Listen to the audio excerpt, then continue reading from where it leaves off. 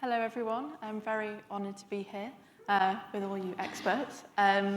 Recently finished my Masters, during which time my supervisor, Chris Butler, and I collaborated with the University of Toronto to research the effects of a smartphone app called Hippocamera on the recall of autobiographical memories in patients with transient epileptic amnesia and accelerated long-term forgetting.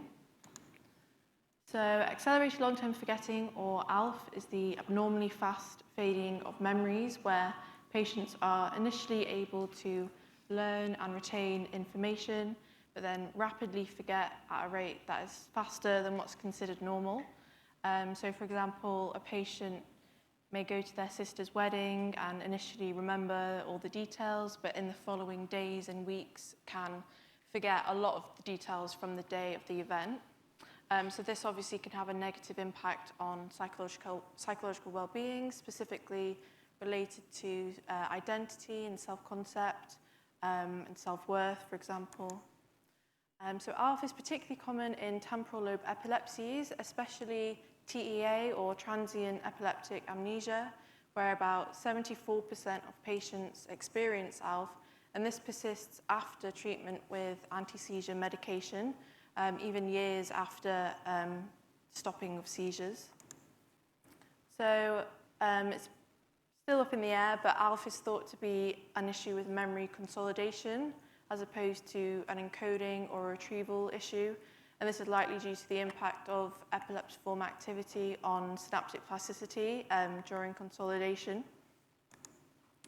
So as ALF can persist after treatment with medication, then obviously successful cognitive intervention is needed. However, this is limited at the moment. Digital memory augmentation strategies are a growing field. However, again, they are still limited due to a lack of automated algorithms, which make them very time-consuming and impractical to use. So Hippocamera is an app that was developed with these limitations in mind.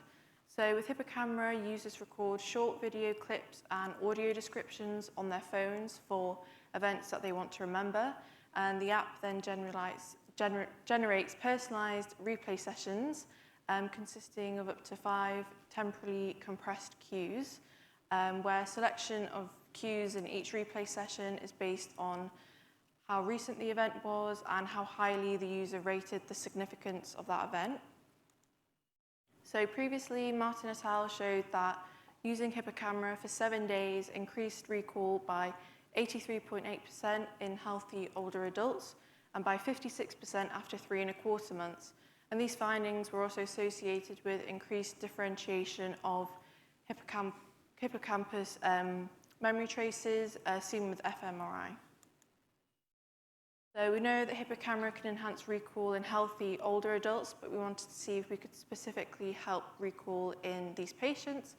So patients with TEA were recruited from the TIME project with a previous diagnosis of TEA and a history of ALF. So important to note at this point that this is an ongoing study, so obviously the sample size is small, but we are continuing to recruit more participants.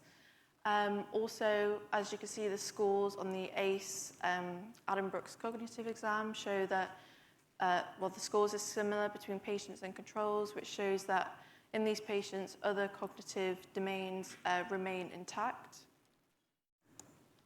So just to measure ALF in the participants, we conducted the Ravel word list, which is where they learned a list of 15 words, and were tested at various delays. As you can see, the patients in light blue have a steeper slope of forgetting, where they can initially learn and recall a similar number of words to controls, but then rapidly forget over the course of a week. So with Hippocamera, participants firstly record a 24-second video of their surroundings during an event that they want to remember, and this is then temporarily compressed down to just 8 seconds. They then record an 8-second audio tag over the top, just giving a very brief description of the event. They then rate the significance of the event on a scale of 1 to 5, which not only affects the algorithm that selects cues in each daily replay session, but also encourages reflection and intentional encoding. So the app then generates replay sessions. Like I said, up to 5 cues are replayed in each session, and the date and time is added as well to help the user to situate the event in time. So each replay session only takes about a minute or so, so it's very manageable to do daily replay sessions. So for this study in particular, participants recorded 2 events per day and watched 2 replay sessions per day.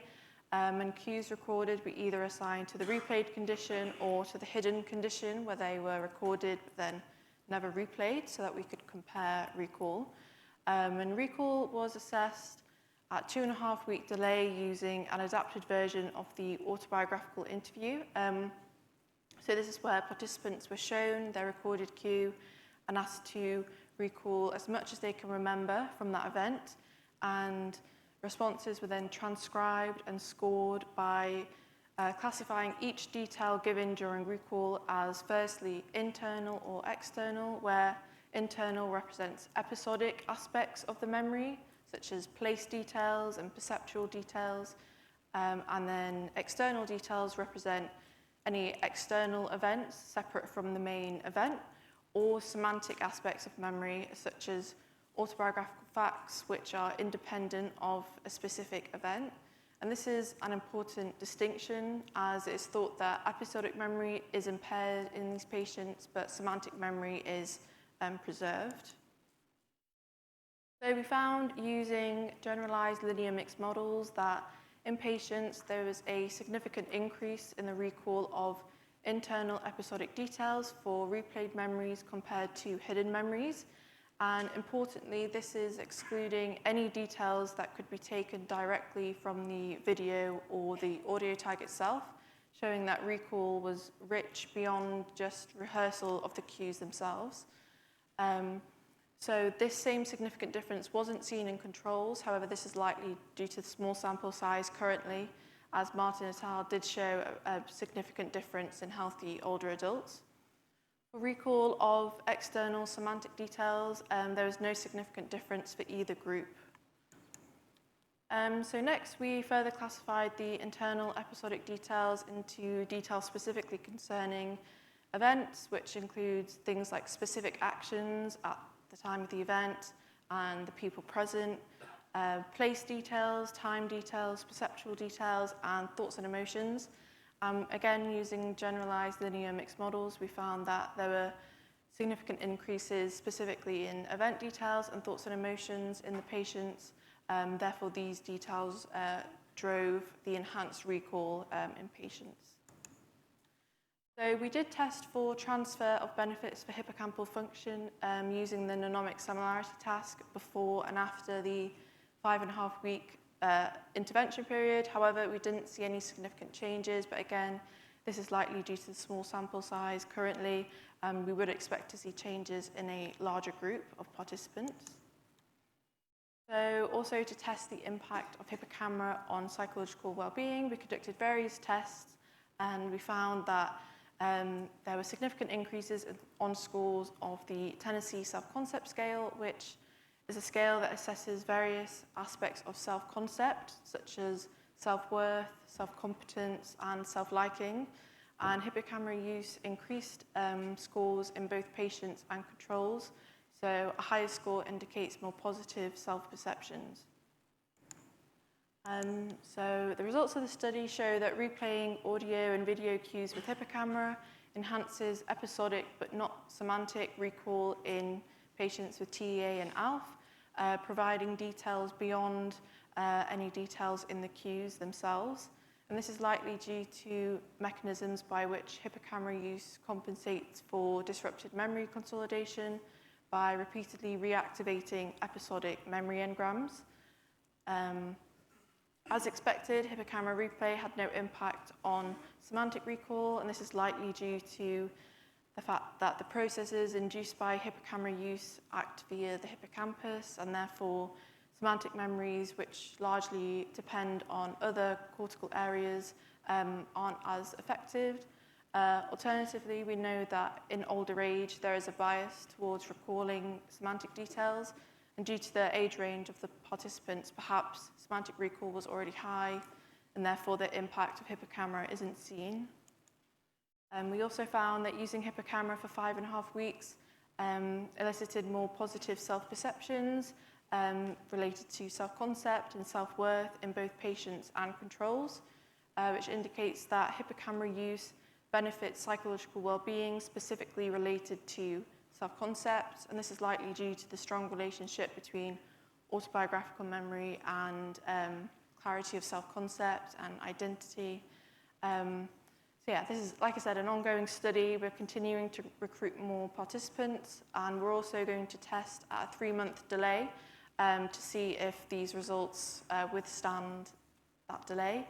And then hopefully at the end of this study, hippocamera will be trialled in more patient populations, for example, Alzheimer's disease. So yeah, thank you for listening.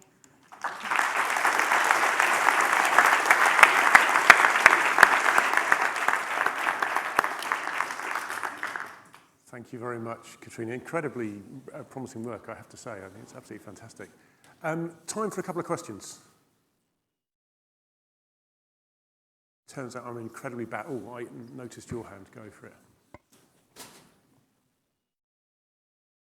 Hi, thanks. Really great talk. I know that there's this phenomenon of digital offloading that people talk about, whereby by using digital tools we lose skills. Like people can't read maps now because we use Google Maps. Why do we? What is it about the hippocamera app which sort of seems to have a bit of the opposite effect? Sorry, I didn't hear the first bit you said. Sorry, there's this idea of digital offloading whereby people use digital tools and then they stop using those skills and they de-skill in those areas. So people rely on tools more. What is it about the design of this app which seems to do the opposite? That's interesting. Well, I guess because the cues are so short, you're not, when you're watching the replay session, you're not actively trying to, engage those memories. You're not trying to, enhance your memory. You're literally watching a 1-minute replay session. So in a way, you could argue it's almost just a subconscious effect, and therefore maybe the effect of offloading isn't there, because they're not trying to remember, if that makes sense. No. What question? Nick?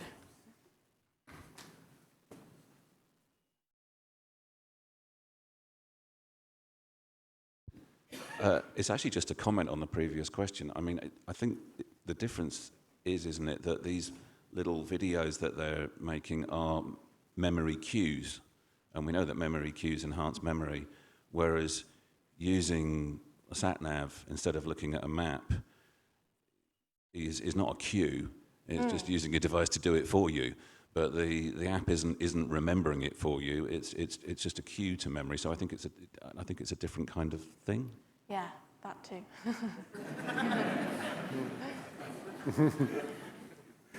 Can you just briefly say a little bit about potential applications to other sorts of memory disorders and other pathologies? So, I mean, an obvious one would be Alzheimer's disease. I suppose it would be very different because in TEA, other cognitive functions are completely fine.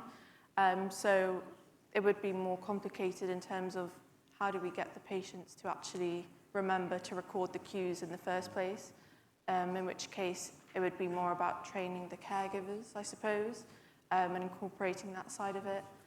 So it would be different, but definitely would be interesting in Alzheimer's and other disorders.